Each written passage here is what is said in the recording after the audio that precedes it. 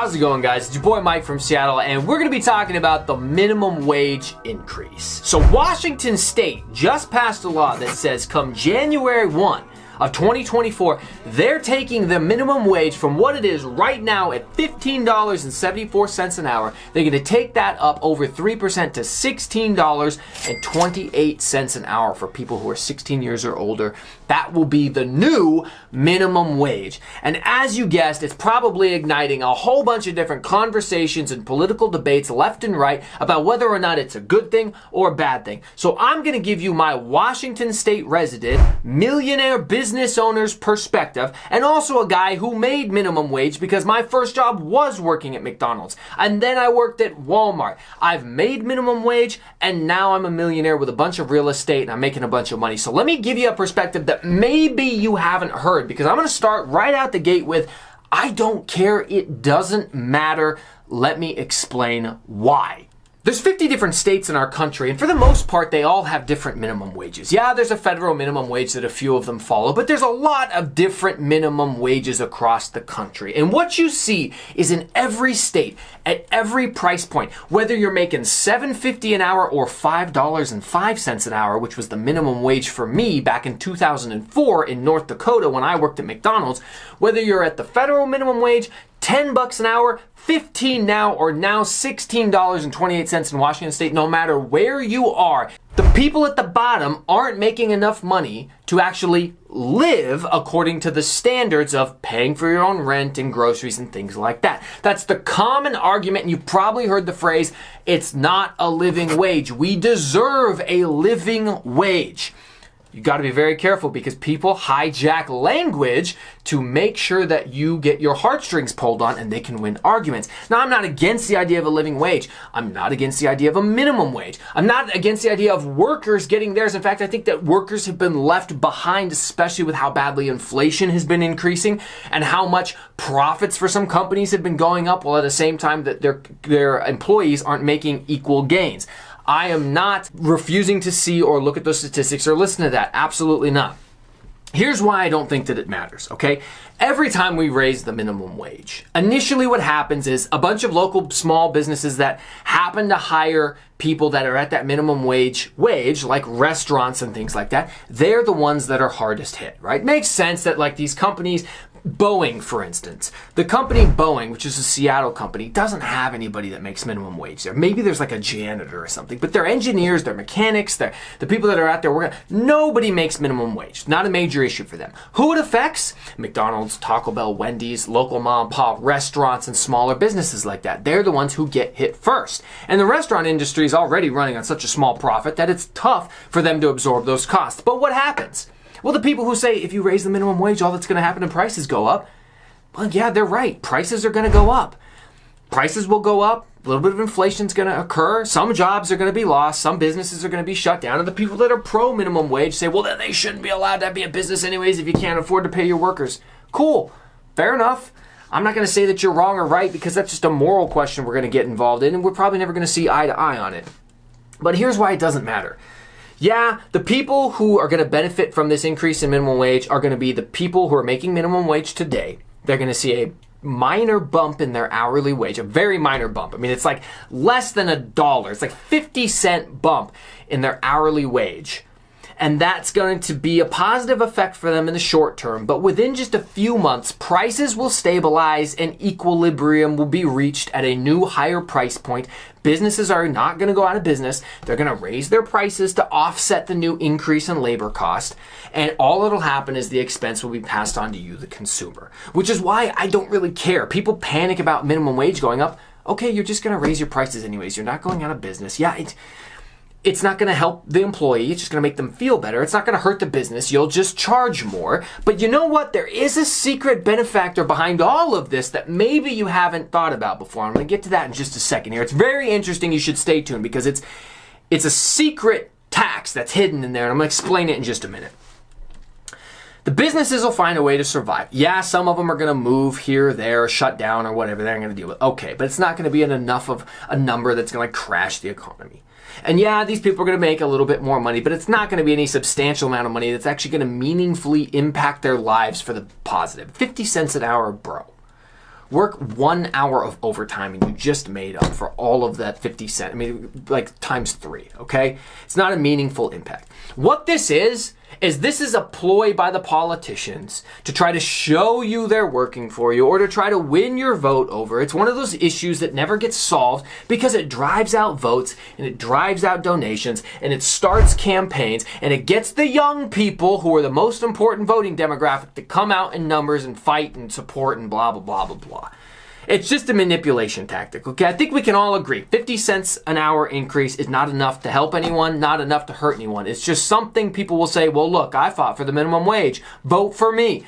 Wonderful. But here's who's helped by the increase in minimum wage. Here's who actually gets helped. As I mentioned earlier, the market will stabilize, prices will hit some sort of equilibrium, and the people who are making minimum wage will still not be able to afford the living wage and the standard of living that they claim to want. And the proof of that is in any state you look at, regardless of the minimum wage is $16.28 or $18 in California or $10 in the Midwest or $7 in the Midwest. The bottom 25% of people making minimum wage are always struggling, and it doesn't matter where we raise it to after things settle and stabilize. The people at the bottom are still always at the bottom, and this just becomes the new normal, the new bottom. All right? It's that simple. But you know who benefits from it? The government. Do you know why? Because of tax brackets. Everything else is going to stabilize, but now the people at the bottom, if they bump up into a higher tax bracket, well, they can be taxed more. Wonderful. We, the government, can make more money. The business owner doesn't get helped. The employee certainly isn't getting helped. You, me, anybody, it doesn't do anything good or bad for us. It just either gets us fighting with each other or makes you feel good like something happened.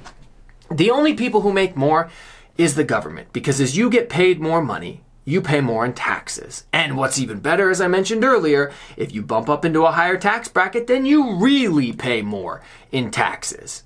This isn't designed to help you. It's not going to be that impactful. It's not going to solve any world issues. The real way to solve the problem of you not making enough money, you not having a living wage, you not being able to live in a house and own a home, the real way to do that is to outwork and outcompete those around you. And I know this is a sucky answer for the people out there who are like, hey, we need more minimum wage. That'll solve our problems. I shouldn't have to work more than 40 hours a week. Screw the corporations. They suck. I hate them. I don't want to slave away for some corporate overlord. I want to enjoy my time. Dude, I get it. I get it. I'm not sitting here telling you that you should slave away for the corporations. One of the things that I've done on my channel is I've documented it over the last 5 years where my first video, you can check me, no money in the bank, single father, recently divorced, and I wanted to figure out how to get out of the freaking financial matrix and become financially free and independent. And I chose the vehicle of real estate investing.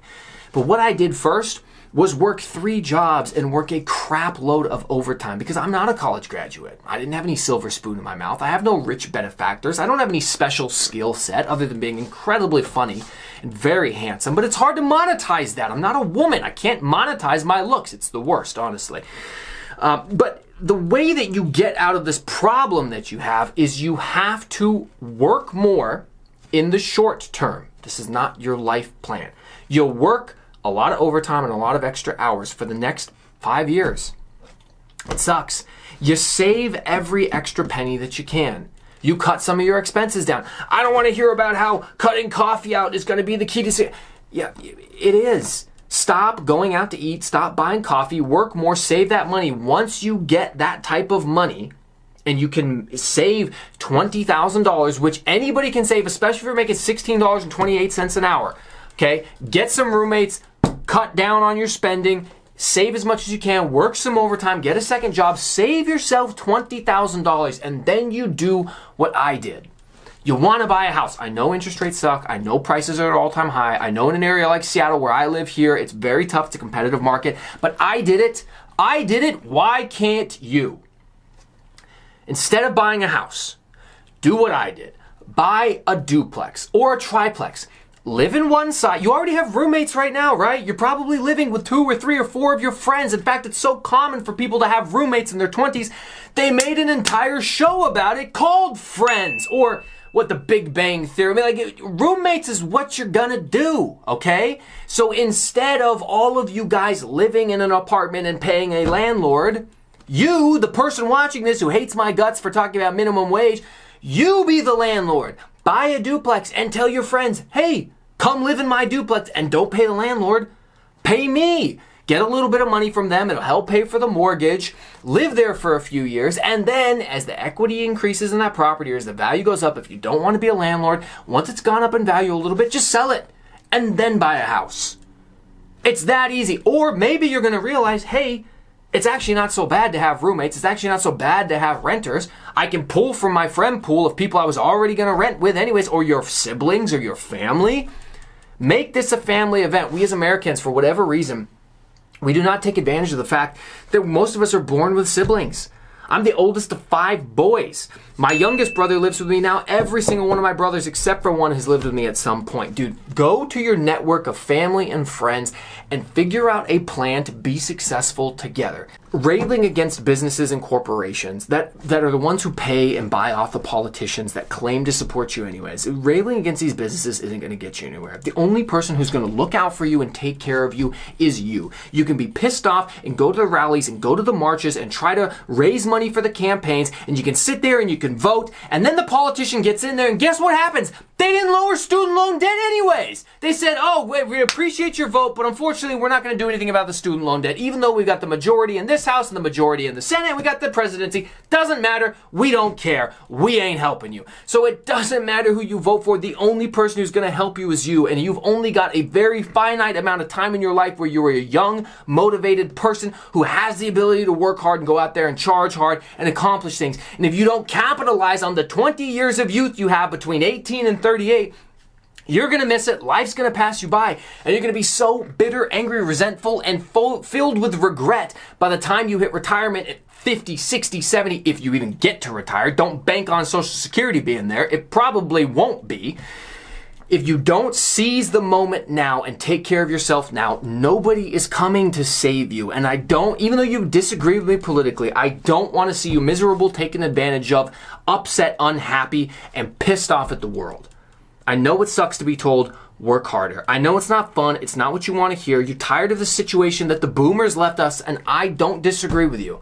They have kicked the financial, economic disaster can down the road at every opportunity they've had over the last 50 years. And now that the bill is finally coming due, they are all going to die and leave us with the check. I'm pissed at it too, but guess what? I wasn't born when they started their crap, and I wasn't able to vote on it, and now I'm being served this plate of garbage, and there's only one thing I can do. Work to make it better, because complaining about it and letting it fester and ruin my life and ruin my opportunities isn't an option for me. I choose to build my own financial future and not bank on Social Security, not rely on how they've screwed us over. I'm going to build and create for myself and be financially successful, which is what I've done. Watch my channel if you don't believe me. If you're pissed off about the minimum wage, get over it. Figure out a way to improvise, adapt, and overcome. And with that Bear Grylls quote, I leave ya. Thanks for watching. We'll see you next time.